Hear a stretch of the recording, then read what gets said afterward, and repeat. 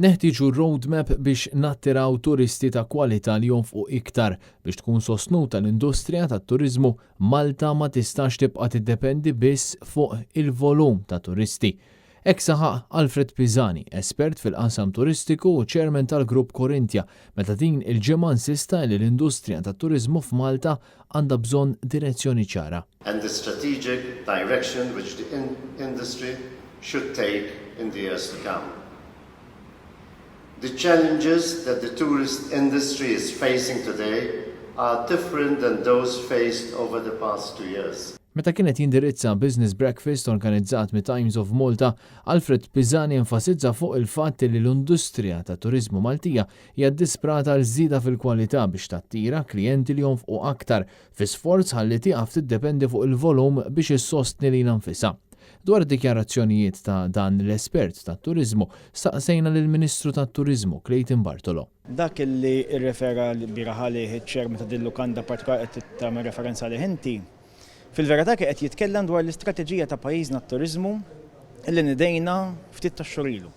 Strateġija tat-turiżmu illi qiegħda tħares il qudiem illi l-ewwel nett nirkupraw is-settur turistiku, nagħmlu rethinking tal-prodott turistiku ta' pajjiżna u fuq kollox nagħmlu revitalization ta' dak kollu li kapaċi joffri t-turiżmu għal Malta. Allura mbagħad hemmhekk jasal biex aħna jkollna l-kwalità u l-kwantità tat-turisti li jiġu f'pajjiżna jkunu jimxu jitfit.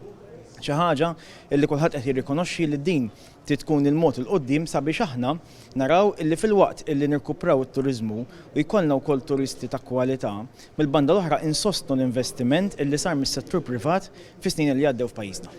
Iċ-ċermen tal-Korinthja però b'mod speċifiku saħaq li hemm bżonn ta' roadmap u għalhekk staqsejna direttament lil Clayton Bartolo propju dwar dan. Jekk trid tissejħilha roadmap, tissejħilha strateġija sejħilha trid. Aħna għandna l-istrateġija li diġà bdejna nimplementawha, hemm action plans li ġa bdew jiġu implementati, hija strateġija dettaljata ħafna li mhix se tibqa' biss fuq il-karta imma se tkun tiġi implementata. Din kien propju dak li qed jiena meta nidejn din l-istrateġija u issa beda allura l-implementazzjoni tagħha mill-Ministeru tat-Turiżmu flimkien ukoll mal-Awtorità Maltija tat-Turiżmu.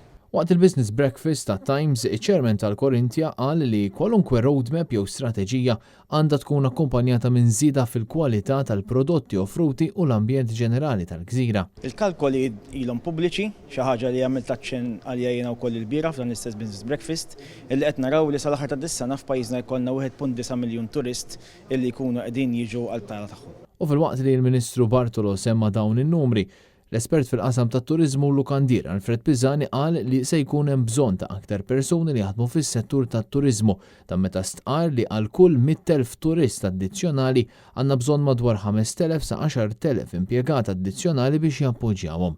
Pisani appella biex nifhmu bis-serjetà l-implikazzjoni reali ta' dan fil-waqt li saħaq fuq il-bżonn li jkun hemm titjib fil-pagi tal-ħaddiema biex ikunu mħeġġa aktar nies jidħlu jaħdmu f'dan il-qasam.